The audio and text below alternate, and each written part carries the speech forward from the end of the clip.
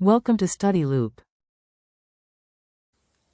Alright, so we need to find how much work is needed to to assemble these. So the charge of charge of each photon. All right, we know that each photon has a charge of 1.6 into 10 to minus 19 coulombs, and R is given there as 2 into 10 to minus 15 meters. So therefore, potential energy of the system, you would be equal to k q squared over r plus kq squared over r plus kq squared over r. In other words, we are looking at 3kq squared over r. So therefore we are having 3 into 9 into 10 to power 9, right, into 1.6 and 10 to power 19 squared over r of 2 into 10 to minus